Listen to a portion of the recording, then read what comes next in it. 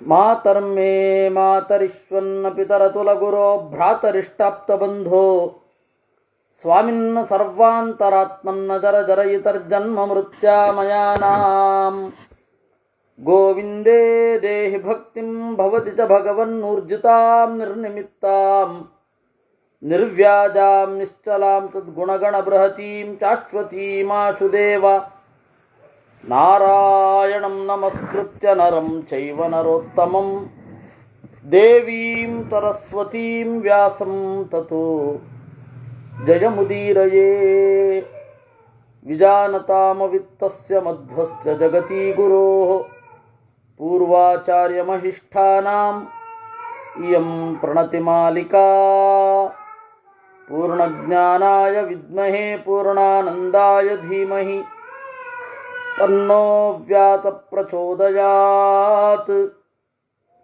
ಭೀಷ್ಮಃ ಅತ್ರ ಗಾಥಾ ಬ್ರಹ್ಮಗೀತಾಃ ಕೀರ್ತಯಂತಿ ಪುರಾವಿದಃ ಯೇನ ಮಾರ್ಗೇಣ ರಾಜಾನಃ ಕೋಶಂ ಸಂಜನಯಂತ್ಯುತಾ.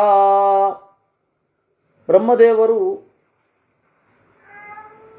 ದೊಡ್ಡ ದೊಡ್ಡ ರಾಜರು ಹಣವನ್ನು ಯಾವ ರೀತಿ ಡೆವಲಪ್ ಮಾಡ್ಕೊಳ್ತಾರೆ, ಹಣವನ್ನು ಯಾವ ರೀತಿ ಸಂಪಾದಿಸ್ತಾರೆ ಅಂತ ನಿರೂಪಣೆ ಮಾಡಿದ್ದಾರೆ. ಅದರ 10 ಶ್ಲೋಕ ಇದೆ. ಅಂದರೆ ಇದು ಬಿಟ್ಟರೆ 9 ಶ್ಲೋಕ. ಮಧ್ವಾಚಾರ್ಯರು ಇದರ ಬಗೆಗೂ ಕೂಡ ಬರೆದಿದ್ದಾರೆ ಮಹಾಭಾರತ ತಾತ್ಪರ್ಯ ನಿರ್ಣಯದಲ್ಲಿ. ನಧನಂ ಯಜ್ಞಶೀಲಾನಾಂ ಹಾರ್ಯಂ ದೇವಸ್ವಮೇವ ಚ ದಸ್ಯೂನಾಂ ನಿಷ್ಕ್ರಿಯಾಣಾಂಚ ಕ್ಷತ್ರಿಯೋ ಹರ್ತುಮರ್ಹತಿ. ಯಾರು ನಿರಂತರವಾಗಿ ಯಜ್ಞ ಮಾಡ್ತಾರೆ ಅವರ ಹಣವನ್ನು ತೆಗೆದುಕೊಳ್ಳಲಿಕ್ಕಿಲ್ಲ. ಕಾರಣ ಏನು ಅಂದರೆ ಅನ್ನದಾನ, ವಸ್ತ್ರದಾನ, ಆಮೇಲೆ ಎಲ್ಲವೂ ಸಹಜವಾಗಿ ಆಗ್ತಾ ಇರುತ್ತೆ. ಆ ಹಣವನ್ನು ಸೇರಿಸ್ಕೊಳ್ಳಿಕ್ಕೆ ಇಲ್ಲ. ನೋಡಿ, ನೀವು ಧಾರ್ಮಿಕ ಕೇಂದ್ರಗಳ ಒಂದು ಜಾತ್ರೆಯೋ ಹಬ್ಬವೋ ಬಂತು ಅಂದರೆ ಎಷ್ಟು ಜನರು ಊಟ ಮಾಡ್ತಾರೆ, ಎಷ್ಟು ಜನರು ಬದುಕ್ತಾರೆ. ಧಾರ್ಮಿಕ ಕೇಂದ್ರ ಇಲ್ಲದಿದ್ದರೆ ಹೂ ಮಾರೋದಿರಲ್ಲ, ಹಣ್ಣು ಕಾಯಿ ಇದರ ವ್ಯಾಪಾರಗಳೇ ಒಂದು ದೈವಿಕವಾಗಿ ಇರಲ್ಲ. ಆಮೇಲೆ ಇವರು ಮಕ್ಕಳಿಗೆ ಬಲೂನ್ ಗಿಲೂನೆಲ್ಲ ಮಾರ್ತಾರಲ್ಲ, ಇವ್ರು ಯಾರು ಕೂಡ ಬದುಕಲ್ಲ. ಅವರೆಲ್ಲ ಬೇರೆ ದಾರಿ ಹುಡ್ಕೊಳ್ಬೇಕಾಗತ್ತೆ. ಅವರೆಲ್ಲರಿಗೂ ಊಟಕ್ಕೂ ಹಾಕ್ತಾರೆ. ಒಂದು ಹಂತದಲ್ಲಿ 2-3 ದಿವಸದ ಖರ್ಚೆ ಕಳೆದು ಬಿಡುತ್ತೆ, ಊಟದ ಖರ್ಚು. ಧರ್ಮಛತ್ರಗಳು ನಡೆಯುತ್ತವೆ. ಆಗಂತೂ ಧರ್ಮಛತ್ರಗಳು ನಡೀತಾ ಇರ್ತಿದ್ವು. ಆಮೇಲೆ ಕೆರೆಗಳನ್ನು ತೋಡಿಸ್ತಾ ಇದ್ದರು, ಎಲ್ಲ ಮಾಡ್ತಾ ಇದ್ರು. ಹೀಗಾಗಿ ಯಜ್ಞಶೀಲರ ಹಣವನ್ನು ತೆಗೆದುಕೊಳ್ಬಾರ್ದು. ಯಾರ ಹಣ ತಗೊಳ್ಬಹುದು? ದಸ್ಯೂನಾಂ ನಿಷ್ಕ್ರಿಯಾಣಾಂಚ. ಯಾರು ಕಳ್ಳರಿರ್ತಾರೆ, ಯಾರು ನಿಷ್ಕ್ರಿಯರು, ಸೋಮಾರಿಗಳು, ಸುಮ್ಮನೆ ಕೂತು ತಿಂದು ಅನುಭವಿಸ್ತಾ ಇರ್ತಾರೆ, ಅವರ ಹಣವನ್ನು ತಗೊಳ್ಬಹುದು.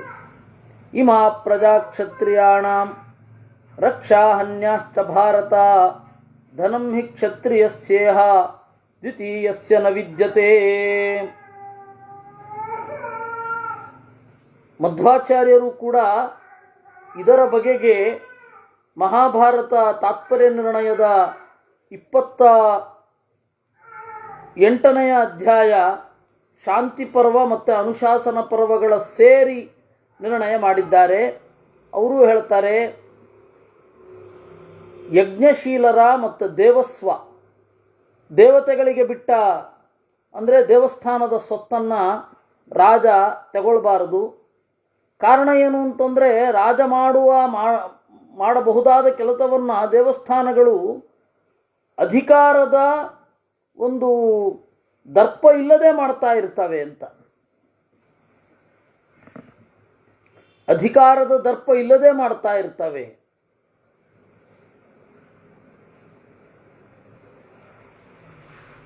ನಮ್ಮಲ್ಲಿ ಇವತ್ತು ವಕ್ಫ್ ಬೋರ್ಡು ಮತ್ತು ದೇವಸ್ವ ಎರಡನ್ನು ನೋಡಿದ್ರೆ ವಕ್ಫ್ ಬೋರ್ಡಿನ ಆಸ್ತಿಯನ್ನು ಬೇರೆದಕ್ಕೆ ಯೂಸ್ ಮಾಡ್ತಾ ಇಲ್ಲ. ಸ್ಕೂಲ್ ಕಟ್ಟಲಿಕ್ಕೆ, ಕಾಲೇಜ್ ಕಟ್ಟಲಿಕ್ಕೆ, ಆಮೇಲೆ ಹಾಸ್ಪಿಟಲ್ ಕಟ್ಟಲಿಕ್ಕೆ ಮಾಡ್ತಾ ಇಲ್ಲ. ದೇವಸ್ಥಾನದ ದುಡ್ಡನ್ನು ವಿನಿಯೋಗಿಸ್ತಾ ಇದ್ದಾರೆ. ವಸ್ತುತಃ ನೀವು ಅದನ್ನು ಮಾಡದೇ ಹೋದರೂ ದೇವಾಲಯದ ಆಡಳಿತಾಧಿಕಾರಿಗಳು ಅದನ್ನು ಮಾಡ್ತಾನೇ ಇರ್ತಿದ್ರು. ನೀವು ಮಾಡಬೇಕಾದ ಅಗತ್ಯ ಇಲ್ಲ. ಆದರೆ ಅವ್ರ ಕೈಲಿ ಕೊಟ್ಟರೆ ಮಾಡ್ತಾರೋ ಇಲ್ವೋ ಗ್ಯಾರಂಟಿ ಇಲ್ಲ. ಅದು ವಿಪರೀತನೇ ಮಾಡೋದು. ಅದರಿಂದಾಗಿ ಯಜ್ಞಶೀಲರ ಧನವನ್ನು, ದೇವಸ್ವವನ್ನು ಅಪಹರಿಸದೆ ಕಳ್ಳರ, ಸೋಮಾರಿಗಳ ಹಣವನ್ನು ನೀವು ತೆಗೆದುಕೊಳ್ಬೇಕು ಕ್ಷತ್ರಿಯರು. ಇಮಾ ಪ್ರಜಾ ಕ್ಷತ್ರಿಯಾಣಾಂ ಧನಂ ಹಿ ಕ್ಷತ್ರಿಯಸ್ಯೇಹ. ಸಮಗ್ರ ಭೂಮಿಯ ಮೇಲಿರುವ ಹಣ ಯಾರಿಗೆ ಸೇರಿದ್ದು ಅಂತಂದರೆ ಕ್ಷತ್ರಿಯನಿಗೆ ಸೇರಿದ್ದು. ಯಾಕೆ ಅಂದರೆ ಅವನಿಗೆ ಬಲಪ್ರಯೋಗಕ್ಕೆ ಅವಕಾಶ ಇದೆ.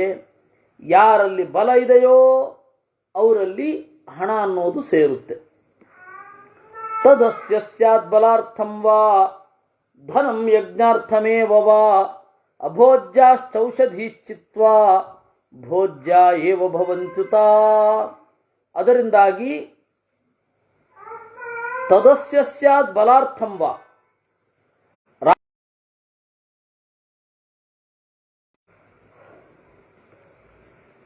ಅದರಿಂದಾಗಿ ತದಸ್ಯ ಸ್ಯಾತ್ ಬಲಾರ್ಥಂ ವಾ, ಸೈನ್ಯಕ್ಕಾಗಿ ಕ್ಷತ್ರಿಯನಾದವ ಹಣವನ್ನು ಪಡೆಯಬಹುದು, ತೆಗೆದುಕೊಳ್ಳಬಹುದು. ಅವನಿಗೆ ಪೂರ್ತಿ ಹಕ್ಕಿದೆ.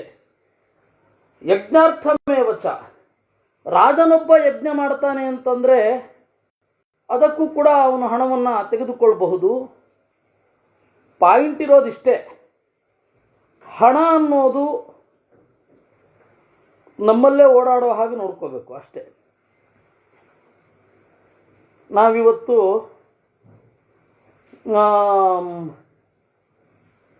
ಭ್ರಷ್ಟಾಚಾರದಿಂದ ಹಣ ನುಂಗ್ತಾ ಇದ್ದಾರೆ, ಭೂಮಿಯನ್ನು ಕಬಳಿಸ್ತಾ ಇದ್ದಾರೆ ಅಂತೆಲ್ಲ ಹೇಳ್ತೇವೆ. ಭೂಮಿದು ಬಿಡಿ, ಈ ಚರ ಸೊತ್ತು ಅದೆಲ್ಲ ಎಲ್ಲಿಗೆ ಹೋಗುತ್ತೆ? ಇವತ್ತಲ್ಲ ನಾಳೆಯೋ ನಾಡಿದ್ದೋ ಅವರ ಮಕ್ಕಳ ಕಾಲಕ್ಕೋ ಮೊಮ್ಮಕ್ಕಳ ಕಾಲಕ್ಕೋ ವಾಪಸ್ ಬಂದೇ ಬರುತ್ತೆ. ದೇಶ ಬಿಟ್ಟು ಚರ ಸೊತ್ತು ಹೊರಗಡೆ ಹೋಗಬಾರದು. ಬಂಗಾರ ಮೊದಲಾದವುಗಳು. ಇಲ್ಲಿ ಈ ಸೊತ್ತೆಲ್ಲ ಇಟ್ಕೊಂಡು ಏನ್ರಿ ಮಾಡ್ತಾರೆ? ಈ ಸೊತ್ತಿನ ಪ್ರತಿನಿಧಿ, ಬಂಗಾರದ ಅಥವಾ ಬೆಳ್ಳಿಯ ಅಮೂಲ್ಯ ಪದಾರ್ಥಗಳ ಪ್ರತಿನಿಧಿ ಆ ಕವರ್, ಆ ಪೇಪರ್.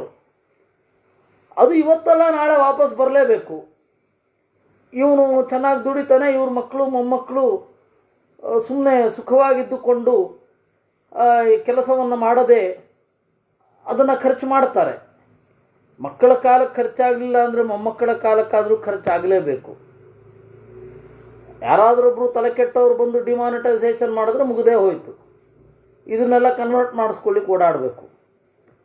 ಅದರಿಂದ ಹಣ ಇದು ಕ್ಷತ್ರಿಯನದ್ದೇ, ಅವನು ಯಾವುದನ್ನು ಬೇಕಾದರೂ ತೆಗೆದುಕೊಳ್ಬಹುದು.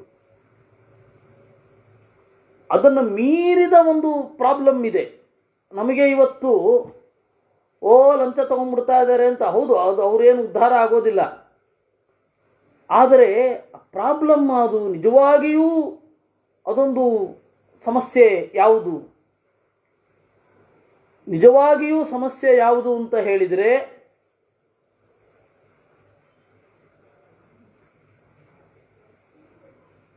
ರಕ್ಷಣೆ ಕೊಡದೇ ಇರುವುದು ಪ್ರಾಬ್ಲಮ್ಮು ಅಷ್ಟೆ. ಬದುಕಲಿಕ್ಕೆ ಅವಕಾಶ ಮಾಡಿಕೊಡದೇ ಇರೋದು, ಚೆನ್ನಾಗಿ ಬದುಕಲಿಕ್ಕೆ ಅವಕಾಶ ಮಾಡಿಕೊಡದೇ ಇರೋದು ಪ್ರಾಬ್ಲಮ್ಮೇ ವಿನಃ ಉಳಿದ ಏನು ಪ್ರಾಬ್ಲಮ್ ಇದೆ ಅದು ಪ್ರಾಬ್ಲಮ್ಮೇ ಅಲ್ಲ. ನೋಡಿ, ಭ್ರಷ್ಟಾಚಾರವನ್ನೇ ಮುಖ್ಯ ವಿಷಯವಾಗಿ ಮಾಡಿಕೊಂಡು ಬಂದ ಅವನು ಕಳ್ಳ. ಅವನೇ ಭ್ರಷ್ಟಾಚಾರದ ಹಿನ್ನೆಲೆಯಲ್ಲಿ ಜೈಲಲ್ಲಿದ್ದಾನೆ. ಅದು ಸುಮ್ಮನೆ ಅದು. ಅವೆಲ್ಲ ಮೈನ್ ರಾಜರಿಂದ ನಾವೇನು ಎಕ್ಸ್ಪೆಕ್ಟ್ ಮಾಡಬೇಕು? ಹಣ ಅವ್ರದ್ದೇ, ರಾಜಕೀಯ ವ್ಯಕ್ತಿಗಳದ್ದೇ.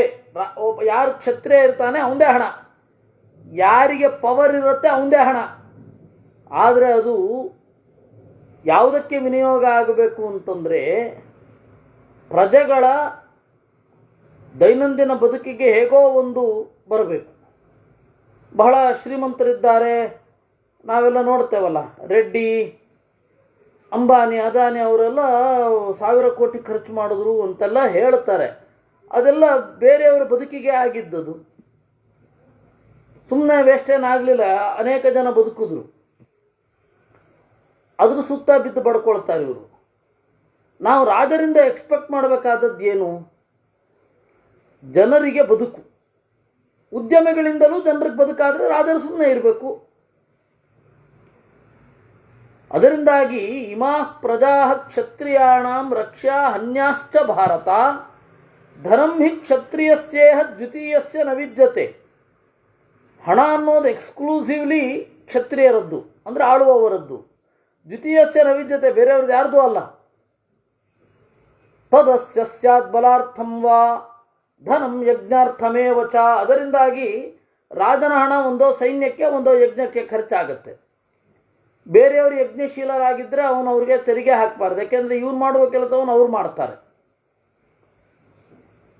ಅಭೋಜ್ಯಾಶ್ಚೌಷಧೀಶ್ಚಿತ್ವಾ ಭೋಜ್ಯ ಏವ ಭವಂತ್ಯುತಾಂ.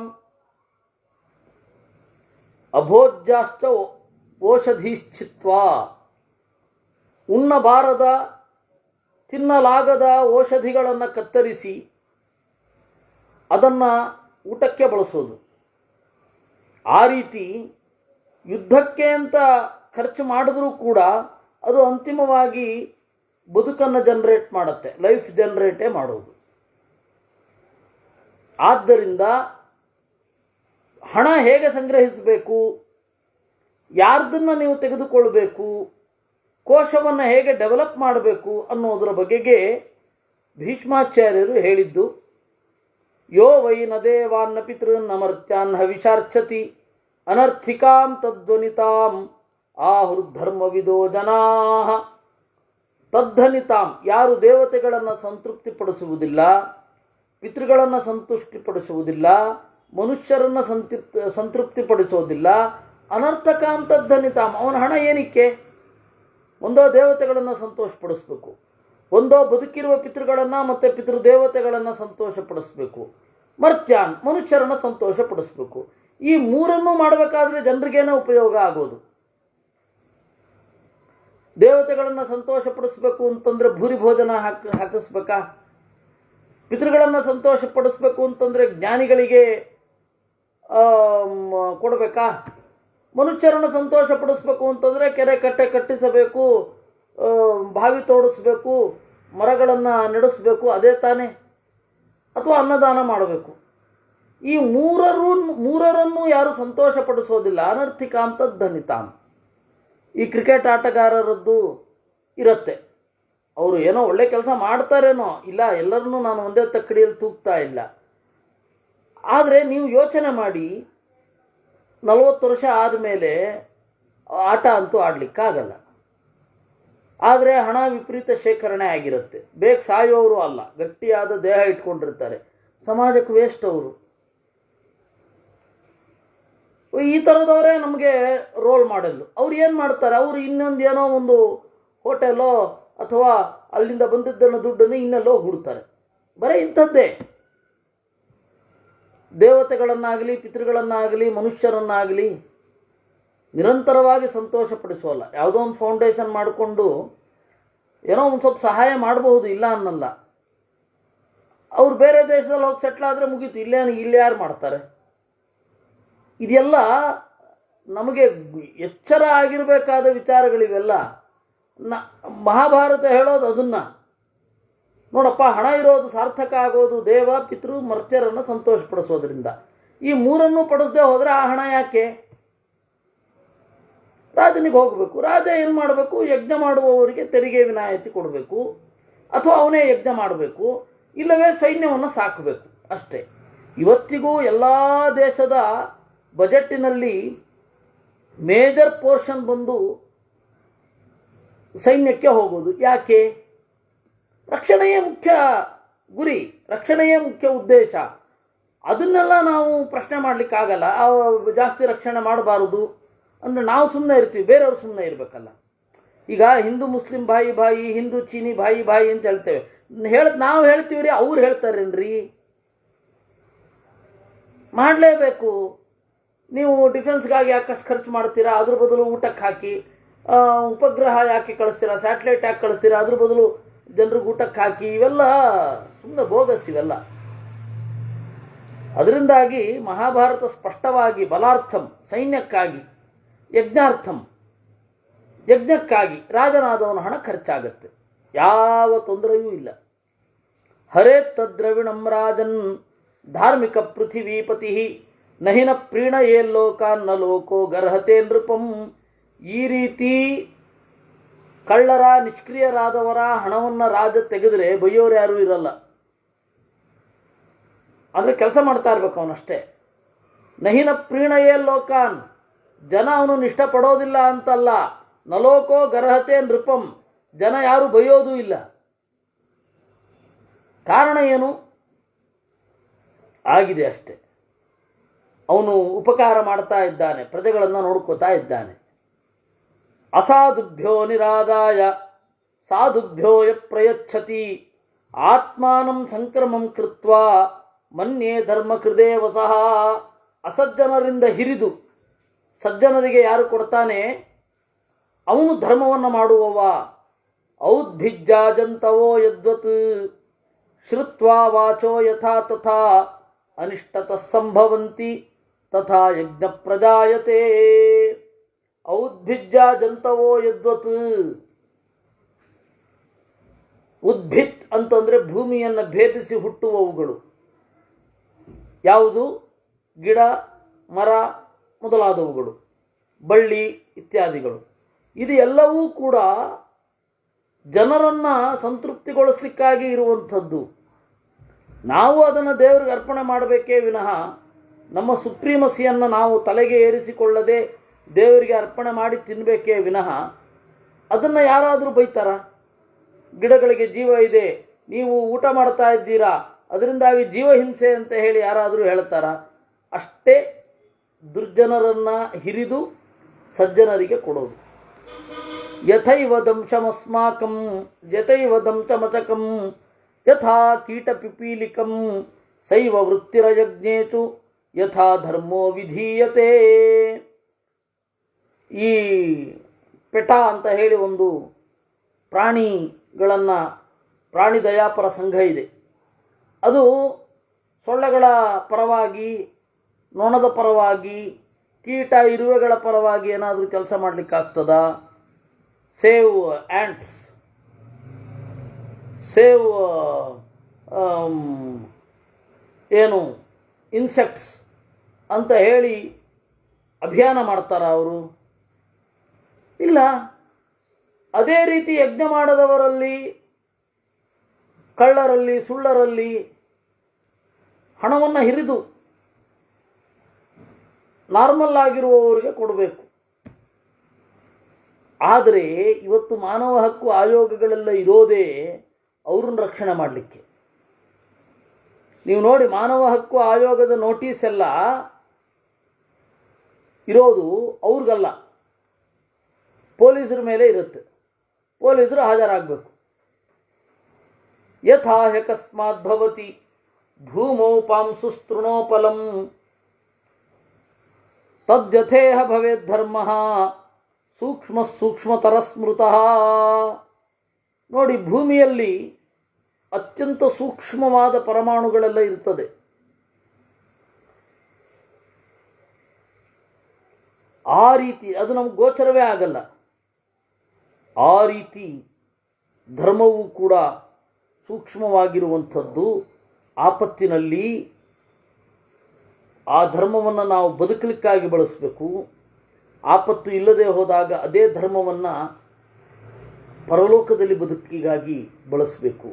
ಇದು ಆಪದ್ಧರ್ಮದ ತಿರುಳು ಅಂತ ಹೇಳಿ ಆಪದ್ಧರ್ಮ ಪರ್ವದಲ್ಲಿ 6ನೇ ಅಧ್ಯಾಯ ಭೀಷ್ಮಾಚಾರ್ಯರ ಅಭಿಪ್ರಾಯ. ಇದನ್ನು ತಾತ್ಪರ್ಯ ನಿರ್ಣಯದ ಹಿನ್ನೆಲೆಯಲ್ಲಿ ಬೇರೆ ನೋಡೋಣ.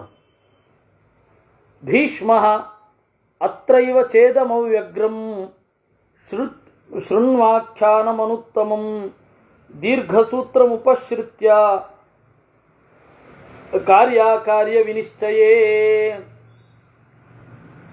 ಆಪತ್ತು ಬಂದಾಗ ಕೂಡಲೇ ರಿಯಾಕ್ಟ್ ಆಗಬೇಕು, ಕೂಡಲೇ ಡಿಸಿಷನ್ ತೆಗೆದುಕೊಳ್ಬೇಕು. ಆ ಡಿಸಿಷನ್ ತೆಗೆದುಕೊಳ್ಬೇಕಾದ್ರೆ ದೀರ್ಘಸೂತ್ರ. ಆಪತ್ತು ಬಂದಾಗ ಬಹಳ ಮುಂದೆ ಹಾಕಬಾರದು, ಕ್ವಿಕ್ ಡಿಸಿಷನ್ ಬೇಕು ಒಬ್ಬ ರಾಜನಿಗೆ. ಅದಕ್ಕೆ ಒಂದು ಕಥೆ ಹೇಳ್ತೇನೆ ಕೇಳು ಅಂತಾರೆ. ನಾತಿಗಾಧೆ ಜಲಸ್ಥಾನೇ ಕುಶಲ ಸುಹೃದಸ್ತ್ರಯ ಪ್ರಭೂತಮಸ್ತ್ಯೇ ಕೌಂತೆಯ ಪ್ರಭೂತಮತ್ಸ್ಯೇ ಕೌಂತೆಯ ಬಭೂವು ಸಹಚಾರಿಣಃ. ಆಳವಲ್ಲದ ನೀರಿನಲ್ಲಿ 3 ಮೀನುಗಳಿದ್ವು, ಪರಸ್ಪರ ಗೆಳೆಯರು. ಬಹಳ ಮೀನುಗಳಿದ್ವು.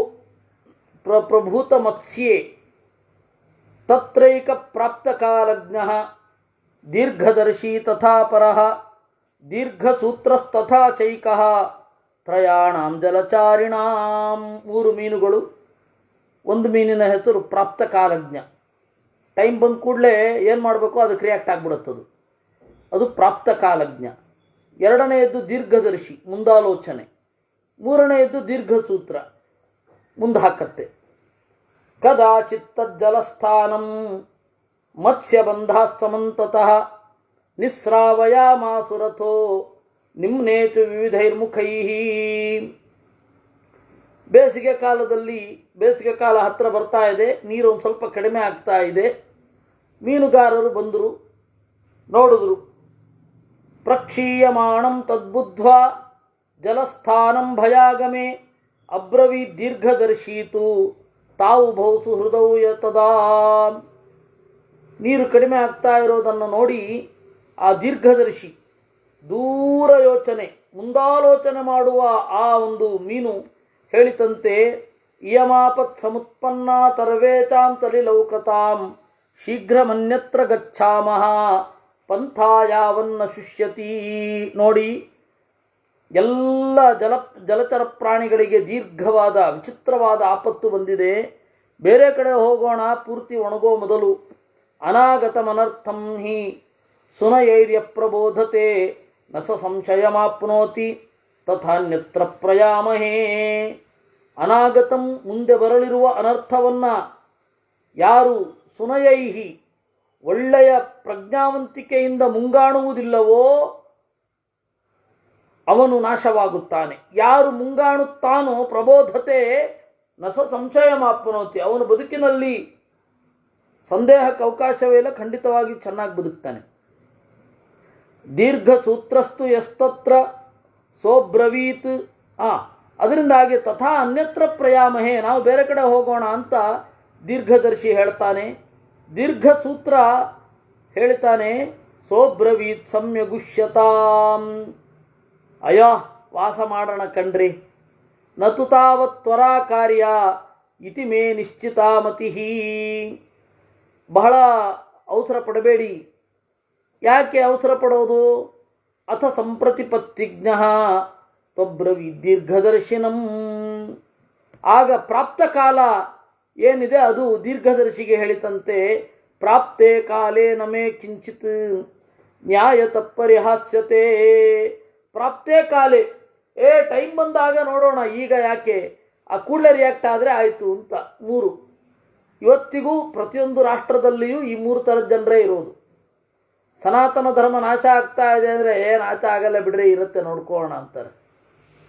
ಇನ್ನು ಕೆಲವರು ಅದ್ರ ಬಗ್ಗೆ ಯೋಚನೆನೇ ಮಾಡಲಿಕ್ಕೆ ಹೋಗೋದಿಲ್ಲ. ಇನ್ನು ಕೆಲವರು ಕೂಡಲೇ ಯಾವ ರೀತಿ ಆಗಬೇಕು ರಿಯಾಕ್ಟ್ ಆಗಿಬಿಡ್ತಾರೆ ಕೆಲವರು. ಇನ್ನು ಕೆಲವ್ರಿಗೆ ದೀರ್ಘದರ್ಶಿತ ಇರೋದ್ರಿಂದಾಗಿ ಏನೋ ಪ್ರಯತ್ನ ಪಡ್ತಾ ಇದ್ದಾರೆ.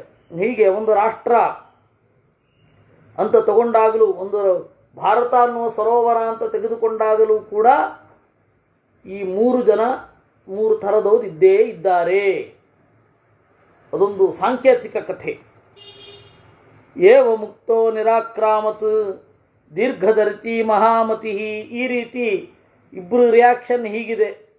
ಬಹುಮತ ಇದೆ ಅಂತ ಕೂಡಲಿಲ್ಲ ಅದು ದೀರ್ಘದರ್ಶಿ, ಹೊರಟೇ ಹೊರತು. ಒಂದು ಹೊರಗಡೆ ಹೋಗುವ ಕವಲಿನಿಂದ ಈ ಕೊಳದಿಂದ ಬೇರೆ ಕೊಳ ಕೊಟ್ಟೋಯ್ತು.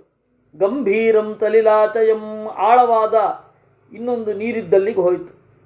ತತ ಪ್ರಸೃತತೋಯಂ ತಂ ಸಮೀಕ್ಷ ಸಲಿಲಾಚಯಂ ಬಬಂಧುರ್ ವಿವಿಧೈರ್ಯೋಗೈ ಮತ್ಸ್ಯಾನ್ ಮತ್ಸ್ಯೋಪಜೀವಿನಃ. ಇನ್ನೂ ಒಂದು ಸ್ವಲ್ಪ ನೀರು ಕಡಿಮೆ ಆಯಿತು. ಅದನ್ನು ನೋಡಿ ಬಲೆ ಹಾಕಿದ್ರಂತೆ. ವಿಲೋಡ್ಯಮಾನೇ ತಸ್ಮಿನ್ಸ್ತು ಶ್ರುತತೋಯೇ ಜಲಾಚಯೇ ಅಗಚ್ಛದ್ಗ್ರಹಣಂ ತತ್ರ ದೀರ್ಘಸೂತ್ರ ಸಹಾಪರೈಃ. ಚೆನ್ನಾಗಿ ಕೆರೆಯನ್ನು ಗಾಳಿಸ್ತಾ ಇದ್ದಾಗ ದೀರ್ಘಸೂತ್ರ ಸೋಮಾರಿ ಮೀನು ಸೆರೆ ಸಿಕ್ಕಿತು. ಉದ್ದಾನಂ ಕ್ರಿಯಮಾಣಂ ಚ ಮತ್ಸ್ಯಾನಾಂ ವೀಕ್ಷರಜ್ಜುಭಿಃ ಪ್ರವಿಶ್ಯಾಂತರಮನ್ಯೇತಾಂ ಅಗ್ರಸತ್ ಪ್ರತಿಪತ್ತಿಮಾನ್. ಇದು ಚೆನ್ನಾಗಿ ಅಲುಗಾಡ್ತಾ ಇರೋದನ್ನು ನೋಡಿ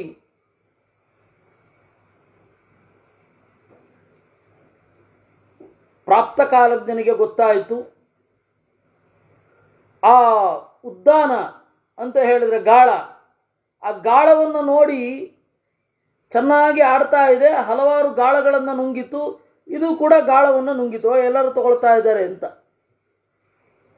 ಎಲ್ಲರ ಪ್ಯಾಪ್ಯುಲರ್ ನೋಡ್ರಿ, ಇವಾಗ ಸದ್ಯಕ್ಕೆ ಅದೇ ಪ್ಯಾಪ್ಯುಲರು ಅಂತ ಹೇಳಿ ಎಲ್ಲರೂ ತೆಗೆದುಕೊಳ್ಳುವ ಹಾಗೆ ದೀರ್ಘಸೂತ್ರ ಆ ಒಂದು ಉದ್ದಾನ ಗಾಳವನ್ನು ಅಗ್ರಸತ್ ನುಂಗಿತು.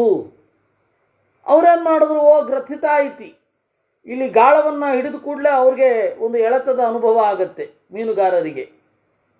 ಅವರೆಲ್ಲ ಎಳೆದು ಬಿಟ್ರು. ತತ ಪ್ರಕ್ಷಾಲ್ಯಮಾನೇತು ತರ್ವೇತು ವಿಮಲೇ ಜಲೆ ತ್ಯಕ್ತ್ವಾ ರಜ್ಜುಂ ಪ್ರಮುಕ್ತೋತೌ ಶೀಘ್ರಂ ತ್ವಂ ಪತ್ತಿಮಾನ್. ಆಮೇಲೆ ಇನ್ನೊಂದು ಪ್ರಾಪ್ತಕಾಲಜ್ಞ, ಅದು ಕೂಡ ಸಿಕ್ಕಿಬಿದ್ದಿತ್ತು. ಮೀನನ್ನು ತೊಳೆಯುವಾಗ ಗಾಳವನ್ನು ಬಿಚ್ಚಿ ಮೀನನ್ನು ಇಡ್ತಾರೆ. ಇಡುವಾಗ ಸತ್ತಂತೆ ನಟಿಸಿಬಿಟ್ಟಿತು. ಮರಣಂ ಪ್ರಾಪ್ತವಾನ್ ಮೂಢ ತಥೈವೋಪಹತೇಂದ್ರಿಯ. ದೀರ್ಘಸೂತ್ರ ಸತ್ತಿತು. ಆದರೆ ಪ್ರಾಪ್ತಕಾಲಜ್ಞ ಏನಿದೆ ಅದು ಸತ್ತಂತೆ ನಟಿಸಿ, ಓ ಈ ಮೀನು ಸತ್ತಿದೆ ಅಂತ ಹೇಳಿ ಎಸ್ಬಿಟ್ರು. ಮೊದಲೇ ಸತ್ತ ಮೀನನ್ನು ತಿನ್ನಲ್ಲ. ಯಾರೋ ಕೆಲವು ರವಿಬೇಕಿಗಳು ಮೀನಿಗೆ ವಿಷ ಹಾಕಿ ಕ್ವಾರಿಯಲ್ಲಿ ಮೀನುಗಳೆಲ್ಲ ಸತ್ತವು. ಸುಲಭ, ಆ ಮೀನನ್ನು ತಗೊಂಬಂದು ತಿಂದು ಸತ್ತವರಿದ್ದಾರೆ ಬಹಳ ಜನ. ಅದಕ್ಕೆ ಮೊದಲೇ ಸತ್ತ ಮೀನನ್ನು ತಿನ್ನಬಾರದು ಅಂತ ಹೇಳಿ ಒಂದು ಇದೆಯಂತೆ, ಗೊತ್ತಿಲ್ಲ. ಹಾಗೆ ಪ್ರಾಪ್ತಕಾಲಜ್ಞ ಬಚಾವಾಯಿತು. ದೀರ್ಘಸೂತ್ರ ಸತ್ತಿತ್ತು. ಏವಂ ಪ್ರಾಪ್ತತಮಂ ಕಾಲಂ ಯೋ ಮೋಹಾನ್ನಾವಬುಧ್ಯತೆ ಸವಿನಶ್ಯತೆ ವೈಕ್ಷಿಪ್ರಂ ದೀರ್ಘಸೂತ್ರೋ ಯಥಾ ಝಷಃ. ಹೀಗೆ ಕಾಲವನ್ನು ತಿಳಿದಿಲ್ಲ ಕೂಡಲೇ ರಿಯಾಕ್ಟ್ ಮಾಡಲಿಕ್ಕೆ ಬರಲ್ಲ. ಈ ತರಹದ ಮೆಂಟಾಲಿಟಿ ಯಾರಿಗಿರುತ್ತೆ ಅವರು ಖಂಡಿತ ಆಪತ್ತಿಗೆ ಸಿಲುಕ್ತಾರೆ. ಆದೌ ನ ಕುರುತೆ ಶ್ರೇಯ ಕುಶಲೋಸ್ಮೀತಿ ಯಪ್ಪುಮಾನ್ ಸಹಿ ಸಂಶಯಮಾಪ್ನೋತಿ ಯಥಾ ಸಂಪ್ರತಿಪತ್ತಿಮಾನ್. ನಾನು ಈಗಂತೂ ಸುಖವಾಗಿದ್ದೀನಪ್ಪ, ಈಗ ಬಿಡಿ, ಏನು ಸುಖಕ್ಕೆ ತೊಂದರೆ ಆಗಿಲ್ಲ, ಬಂದಾಗ ನೋಡ್ಕೋಣ ಅಂತ ಇರುವವರು ಆಪತ್ತಿಗೆ ಒಳಗಾಗ್ತಾರೆ. ಅವರೇನು ಟ್ರೈ ಮಾಡ್ತಾರೆ, ಅದರಿಂದ ಪಾರಾಗೋದು ಬಿದ್ದದ್ದು. ಇವಾಗ ಯಹೂದಿ ಸೈಂಟಿಸ್ಟರೆಲ್ಲ ಜರ್ಮನಿಯಿಂದ ತಪ್ಪಿಸ್ಕೊಂಡು ಹೋದ್ರಲ್ವಾ, ಕೆಲವರು ಹೋಗಲಿಲ್ಲ. ಪಾಕಿಸ್ತಾನದಿಂದಲೂ ಅದೇ ಆಗಿದ್ದು.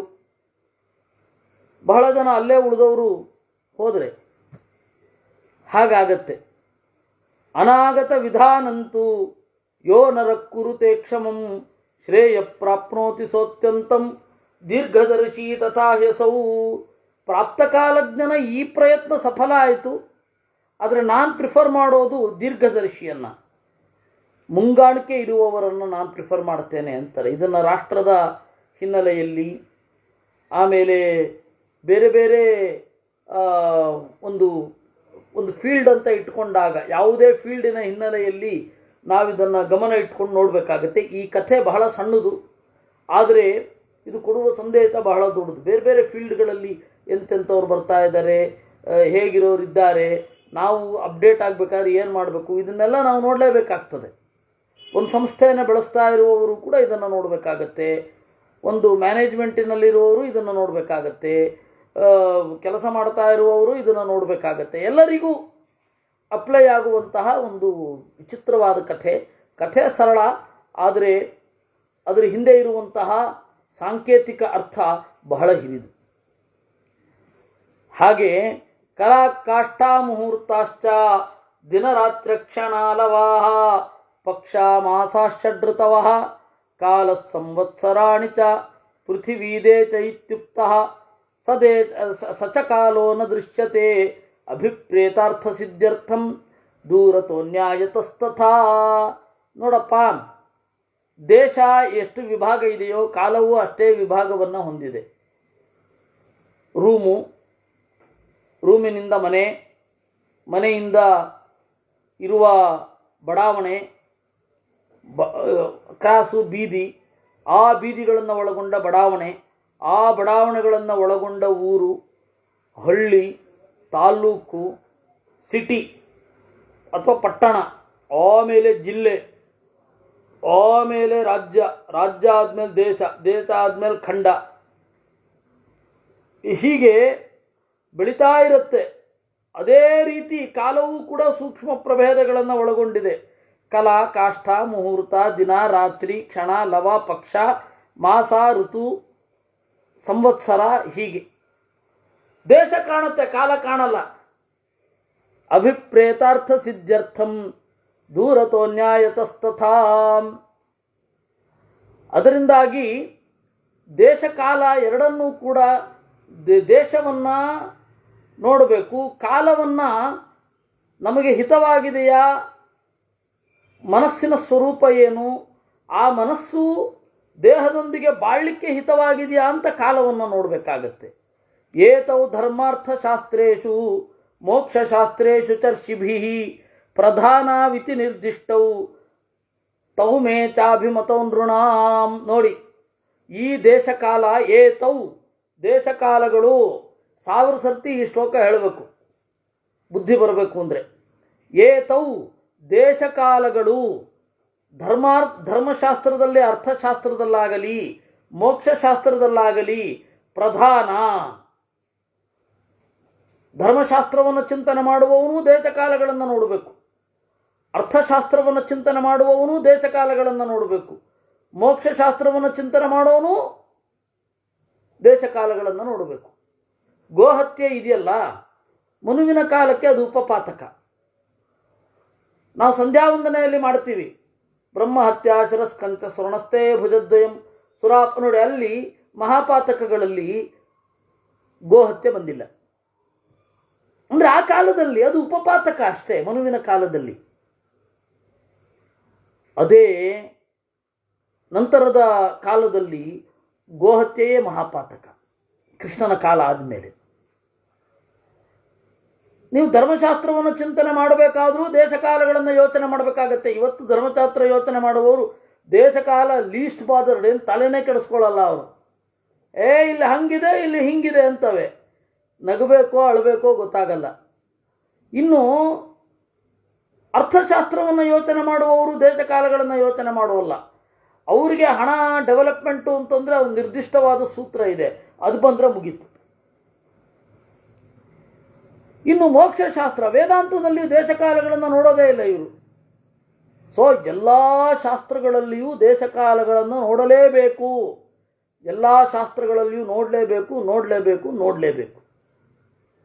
ಏತೌ ಧರ್ಮಾರ್ಥಶಾಸ್ತ್ರೇಷು ಮೋಕ್ಷಶಾಸ್ತ್ರೇಷು ಚರ್ಷಿಭಿಃ ಪ್ರಧಾನವಿತಿ ನಿರ್ದಿಷ್ಟವು. ಯಾರು ನಿರ್ದೇಶ ಮಾಡಿದ್ದೋ? ನಾನು ನೀವು ಅಲ್ಲ, ಋಷಿಭಿಃ, ಋಷಿಗಳು ಮಾಡಿದ್ದಾರೆ. ವಸಿಷ್ಠರ ಚಿತ್ರ ಬರೀರಿ ಅಂತಂದರೆ ಅಂಗಾರಕ್ಷತೆ ಹಾಕ್ಬಿಡ್ತಾರೆ, ಬೇಕೇ? ಈ ನಾರಾಯಣ ಅಷ್ಟಾಕ್ಷರದ ಪ್ರತಿಪಾದ್ಯ ರೂಪವನ್ನು ಒಬ್ಬ ಆರ್ಟಿಸ್ಟಿಗೆ ಚಿತ್ರ ಬಿಡಿಸಿ ಅಂತಂದರು. ಆ ಆರ್ಟಿಸ್ಟ್ ಬೇರೆಯವರು, ಮಾಧ್ವರ ಅಲ್ಲ. ಇವ್ರಿಗೆ ಅಂಗಾರಕ್ಷತೆ ಹಚ್ಚಿ ಅಂದರು. ಅವ್ರು ನನ್ನ ಹತ್ರ ಬಂದು ಹೇಳಿದ್ರು, ಅಲ್ಲ, ದೇವ್ರನ್ನೇ ಮಾಧ್ವರನ್ನಾಗಿ ಮಾಡಿಬಿಡ್ತಾರಲ್ಲ ಇವರು. ಮಧ್ವಾಚಾರ್ಯರೇ ಫಸ್ಟ್ ಆಫ್ ಆಲ್ ಮಾಧ್ವರಲ್ಲ, ಅವ್ರು ಹೇಳಿದ ಮಾತು. ಮಧ್ವಾಚಾರ್ಯರೇ ಫಸ್ಟ್ ಆಫ್ ಆಲ್ ಮಾಧ್ವರಲ್ಲ, ಇನ್ನು ದೇವ್ರನ್ನ ಮಾಧ್ವರನ್ನಾಗಿ ಮಾಡ್ತಾ ಇದ್ದಾರಲ್ಲ ಇವರು. ಅದು ಮಾಧ್ವರ ಚಿಹ್ನೆ ಅನ್ನೋದು ಗೊತ್ತಿಲ್ವ ಇವ್ರಿಗೆ ಅಂತಂದರು.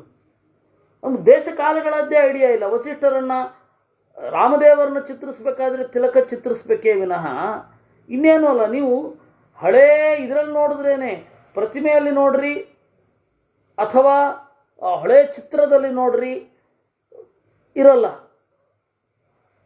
ಯಾಜ್ಞವಲ್ಕ್ಯರಿಗೆಲ್ಲ ಬೇಕಾ ಅಂಗಾರಾಕ್ಷತೆ? ವೇದವ್ಯಾಸರಿಗೆಲ್ಲ ಹಾಕಬೇಕಾ? ದೇಶ ಕಾಲಗಳ ಪರಿವೆಯೇ ಇಲ್ಲದೆ ಅವನು ಗಣಪತಿಗೆ ಅವ್ರು ಅಡ್ಡ ಹಾಕಿಸ್ತಾರೆ, ಇವರು ಉದ್ದ ಹಾಕಿಸ್ತಾರೆ, ನಗು ಬರುತ್ತೆ. ಅದು ಏನು ಅಲ್ವೇ ಅಲ್ಲ, ತಿಲಕ ಅಷ್ಟೇ ಅಲ್ಲಿ ಇರಬೇಕಾದದ್ದು. ಅದರಿಂದಾಗಿ ಋಷಿಗಳು ಚಿಂತನೆ ಮಾಡಿದ್ದು ಧರ್ಮಾರ್ಥ ಮೋಕ್ಷ ಶಾಸ್ತ್ರಗಳಲ್ಲಿ ದೇಶ ಕಾಲಗಳನ್ನು ಪರಿಗಣಿಸಲೇಬೇಕು.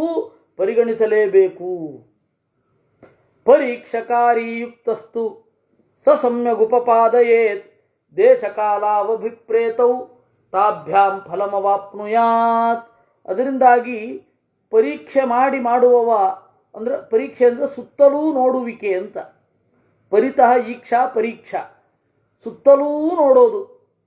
ಹಾಗೆ ಇವನ ಪ್ರಜ್ಞೆಯ ಸುತ್ತಲನ್ನು ನೋಡೋದೇ ಪರೀಕ್ಷೆ. ಅದೇನಾಗೋಗಿದೆ ಈಗ, ಆ ಗ್ರಂಥದ ಆಚೆ ಈಚೆಯೋ ಅಲ್ಲ, ಆ ಗ್ರಂಥದಲ್ಲಿಯೇ ಮೇಲೆ ಕೆಳಗೆ ನೋಡೋದು ಅಂತ ಆಗೋಗಿದೆ.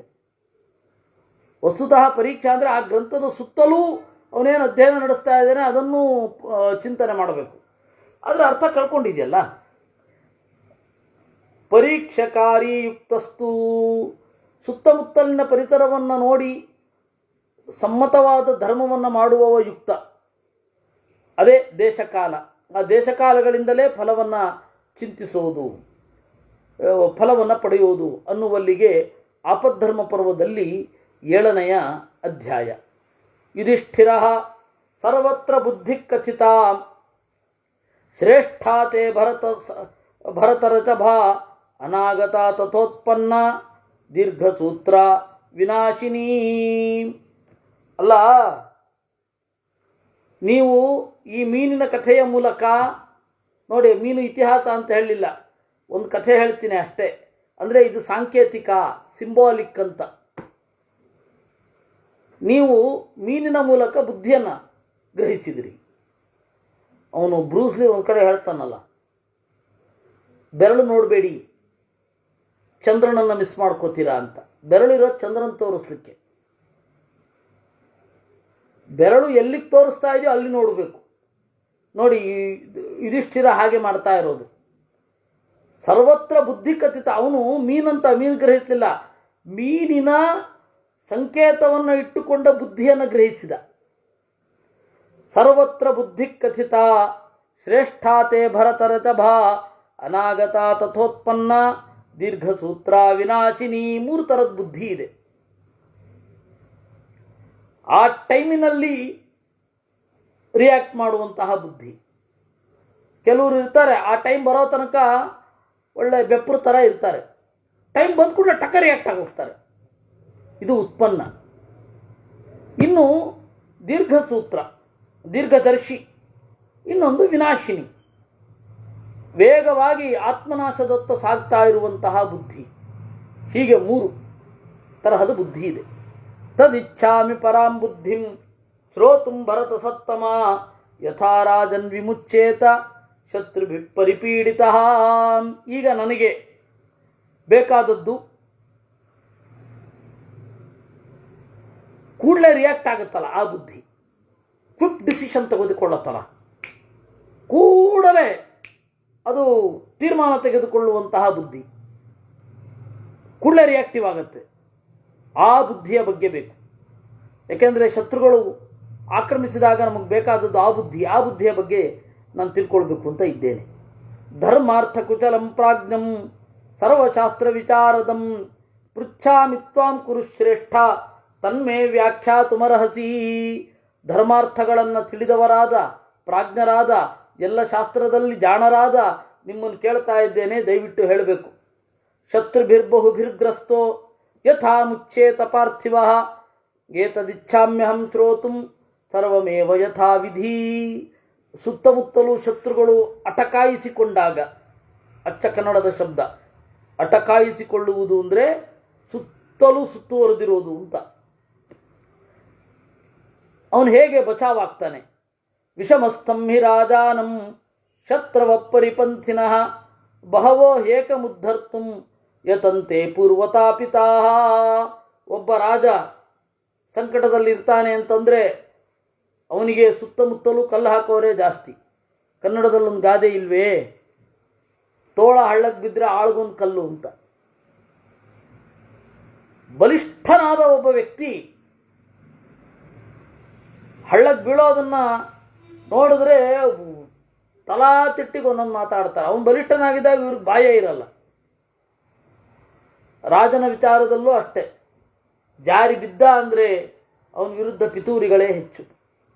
ಸರ್ವತಃ ಪ್ರಾರ್ಥ್ಯಮಾನೇನ ದುರ್ಬಲೇನ ಮಹಾಬಲೈ ಏಕೇನೈವಾತಃ ಯೇನ ಶಕ್ಯಂ ಸ್ಥಾತುಂ ಕಥಂ ಭವೇತ್. ಇಂತಹ ಸಂದರ್ಭದಲ್ಲಿ ಒಬ್ಬರನ್ನು ಸಂಧಿ ಮಾಡಿಕೊಳ್ಳೇಬೇಕು, ಯಾರದೋ ಜೊತೆ ಕಾಂಪ್ರಮೈಸ್ ಆಗಲೇಬೇಕು. ಅವ್ರು ಇವನು ಶತ್ರುಗಳು, ಆಗೇನು ಮಾಡೋದು? ಕಥಂ ಮಿತ್ರ ಮರಿಂಚಾಪಿ ವಿಂದೇತ ಭರತರಜಭ ಚೇಷ್ಟಿತವ್ಯಂ ಕಥಂ ಛಾತ್ರ ಶತ್ರೋರ್ಮಿತ್ರಸ್ಯ ಚಾಂತರೇ. ಮಿತ್ರರು ಶತ್ರುಗಳು ಇಬ್ಬರ ನಡುವೆ ಆಯ್ಕೆ ಮಾಡ್ಕೊಳ್ಳೋದು ಹೇಗೆ? ಏಕೆಂದರೆ ಈ ಕೆಲಸ ಬಂದಾಗ ಮಿತ್ರರನ್ನು ಆಯ್ಕೆ ಮಾಡ್ಕೊಳ್ಳೋದು ಕಷ್ಟ. ಶತ್ರುಗಳ ಜೊತೆಗಿರಬೇಕು. ಮಿತ್ರರ ಜೊತೆ ಇದ್ದರೆ ಪ್ರಯೋಜನ ಇಲ್ಲ ಅಂದಾಗ ಶತ್ರುಗಳ ಜೊತೆ ಇರಬೇಕು. ಶತ್ರುಗಳನ್ನು ಎಷ್ಟರ ಮಟ್ಟಿಗೆ ನಂಬಬಹುದು? ಎಷ್ಟರ ಮಟ್ಟಿಗೆ ಯಾವ ಕಾಲದ ಜೊತೆಗೆ ಯಾವ ಕಾಲದ ತನಕ ಅವರ ಜೊತೆಯಲ್ಲಿ ಇರಬೇಕು? ಅಜಾತ ಲಕ್ಷಣೇ ರಾಜನ್ ಅಮಿತ್ರೇ ಮಿತ್ರತಾಂಗತೆ ಕಥನ್ನು ಪುರುಷ ಕುರ್ಯಾತ್ ಕಿಂ ವಾ ಕೃತ್ವಾ ಸುಖೀ ಭವೇತ್. ತಲತಲಾಂತರದ ದ್ವೇಷ ಯಾರಿಗಿರುತ್ತೆ ಅವರನ್ನೇ ಮಿತ್ರರನ್ನಾಗಿ ಮಾಡ್ಕೊಳ್ಬೇಕಾಗತ್ತೆ. ಅವಾಗ ಒಬ್ಬ ಹೇಗಿರಬೇಕು? ವಿಗ್ರಹಂ ಕೇನ ವಾ ಕುರ್ಯಾತ್ ಸಂಧಿಂ ವಾ ಕೇನ ಯೋಜಯೇತ್ ಕಥಂ ವಾ ಶತ್ರು ಮಧ್ಯಸ್ಥೋ ವರ್ತೇತ ಬಲವಾನಪಿ. ಯಾರ ಜೊತೆಗೆ ಯುದ್ಧ ಮಾಡಬಹುದು, ಯಾರ ಜೊತೆಗೆ ಕಾಂಪ್ರಮೈಸ್ ಆಗಬಹುದು, ಶತ್ರುವಿಗೂ ಮಧ್ಯಸ್ಥನಾಗಿ ಹೇಗಿರಬಹುದು? ಏತದ್ವೈತರ್ವಕೃತ್ಯಾನಾಂ ಪರಂ ಕೃತ್ಯಂ ನರಾಧಿಪ ನೈತಸ್ಯ ಕಶ್ಚಿದ್ವಕ್ತಾಸ್ತಿ ಶ್ರೋತಾವಾಪಿ ಸುದುರ್ಲಭ. ಈ ಎಲ್ಲ ಸಂದರ್ಭದ ಬಗ್ಗೆ ನಿನ್ನ ವಿವರಣೆ ಬೇಕು ಅಜ್ಜ. ಹೇಳುವವನು ಎಷ್ಟು ದುರ್ಲಭನೋ ಶ್ರೋತಾ ದುರ್ಲಭ, ಕೇಳುವವನು ದುರ್ಲಭ ಅಲ್ವಾ? ಇಷ್ಟು ಮಹಾಭಾರತದ್ದು ಮೂಲ ಹೇಗಿದೆಯೋ ಹಾಗೆ ಹೇಳ್ತೀವಿ ಅಂತಂದರೆ ಕೇಳೋರಾದರೂ ಯಾರು? ಬಹಳ ಕಡಿಮೆ ಜನನೇ. ಇಡೀ ಸಮಾಜ ಕೇಳಬೇಕಾದದ್ದು, ಆದರೆ ಕೇಳ್ತಾ ಇರುವವರು ಸಮಾಜದ ಹಿನ್ನೆಲೆಯಲ್ಲಿ ನೋಡಿದ್ರೆ ಬಹಳ ಕಡಿಮೆ ಜನ. ಅದರಿಂದಾಗಿ ಹೇಳಿದ್ದು ನೈತಸ್ಯ ಕಶ್ಚಿದ್ ವಕ್ತಾಸ್ತಿ. ಇದನ್ನು ಯಾರೂ ಹೇಳೋದೇ ಇಲ್ಲ. ಶ್ರೋತಾವಾಪಿ ಸುದುರ್ಲಭ, ಕೇಳುವವರು ಕೂಡ ಅತ್ಯಂತ ದುರ್ಲಭ. ಯಾರು ಕೇಳ್ತಾರೆ ನೋಡಿ? ನಮ್ಮ ಜನರ ಮೆಂಟಾಲಿಟಿ ಬಗ್ಗೆ ಹೇಳ್ತೇನೆ ನಿಮಗೆ. ನಾನೊಂದು ಗರುಡ ಪುರಾಣಕ್ಕೆ ಹೋಗಿದ್ದೆ 2007ರಲ್ಲಿ. ನಮ್ಮ ಅಣ್ಣ ಕಳಿಸಿದ್ದು. ಅವನಿಗೆ ದೂರ ಹೋಯಿತು. ಏನು ಆಚಾರ್ಯ, ಏನು ಗರುಡ ಪುರಾಣ ಹೇಳ್ತಾ ಇದ್ದಾರೆ, ಹಾಡಿಲ್ಲ ಜೋಕಿಲ್ಲ ಅಂತ. ಇದು ನಮ್ಮ ಜನರ ಮೆಂಟಾಲಿಟಿ.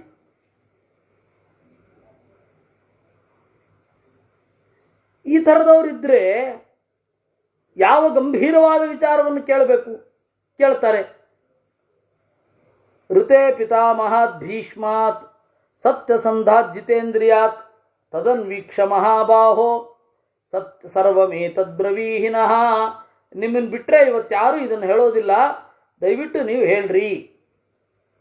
ಭೀಷ್ಮ ತ್ವದ್ಯುಕ್ತೋಯಮನುಪ್ರಶ್ನೋ ಯುಧಿಷ್ಠಿರ ಗುಣೋದಯ ಶೃಣು ಮೇ ಪುತ್ರಕಾರ್ತ್ಸನೇನ ಗುಹ್ಯಮಾಪತ್ಸು ಭಾರತ. ನೀನು ಕೇಳಿದ ಪ್ರಶ್ನೆ ಬಹಳ ಸೊಗಸಾದ ಪ್ರಶ್ನೆ. ಆಪತ್ತಿನಲ್ಲಿ ಯಾವ ರೀತಿ ಇರಬೇಕು ಅನ್ನುವ ಗುಟ್ಟನ್ನು ನಾನು ನಿನಗೆ ಹೇಳ್ತೇನೆ. ಅಮಿತ್ರೋ ಮಿತ್ರತಾಂ ಯಾತಿ ಮಿತ್ರಂ ಚಾಪಿ ಪ್ರದುಷ್ಯತಿ ಸಾಮರ್ಥ್ಯ ಯೋಗಾತ್ ಕಾರ್ಯಾಣಾಂ ಅನಿತ್ಯಾಹಿ ಸದಾಗತಿ. ಶತ್ರುಗಳೆಲ್ಲ ಮಿತ್ರರಾಗ್ತಾರೆ. ಇದ್ದ ಮಿತ್ರರು ಆಪತ್ತು ಬಂದಾಗಲೇ ಕೈ ಕೊಡುತ್ತಾರೆ. ಅದರಿಂದಾಗಿ ಕಾರ್ಯಕ್ಕೆ ಅನುಗುಣವಾಗಿ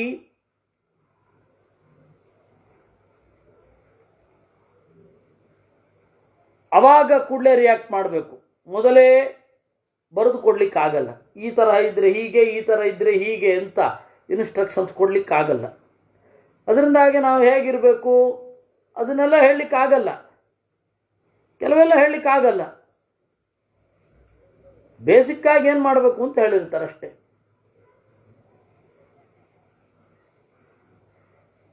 ತಸ್ಮಾತ್ ವಿಶ್ವಸಿತವ್ಯಂ ಚ ವಿಗ್ರಹಂಚ ಸಮಾಧಿ ಚೇತ್ ದೇಶಂ ಕಾಲಂಚ ವಿಜ್ಞಾಯ ಕಾರ್ಯಕಾರ್ಯ ವಿನಿರ್ಣಯೇ ಸಂಧಾತವ್ಯಂ ಬುಧೈರ್ನಿತ್ಯಂ ವ್ಯವಸ್ಯ ಚ ಹಿತಾರ್ಥಿಭಿಃ. ಅದರಿಂದಾಗಿ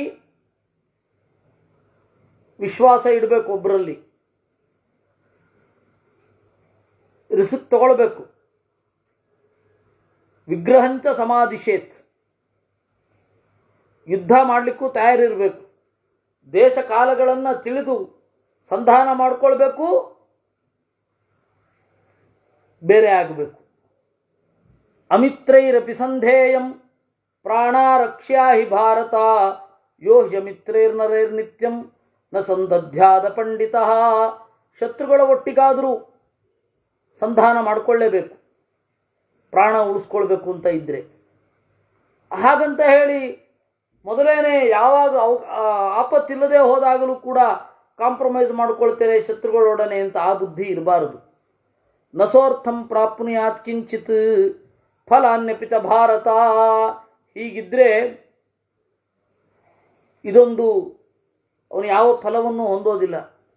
ಯಸ್ತ್ವಮಿತ್ರೇಣ ತಂಧತ್ತೆ ಮಿತ್ರೇಣ ಚ ವಿರುದ್ಧತೆ ಅರ್ಥಯುಕ್ತಿಂ ತಮಾಲೋಕ್ಯ ಸುಮಹದ್ವಿಂದತೆ ಫಲಂ.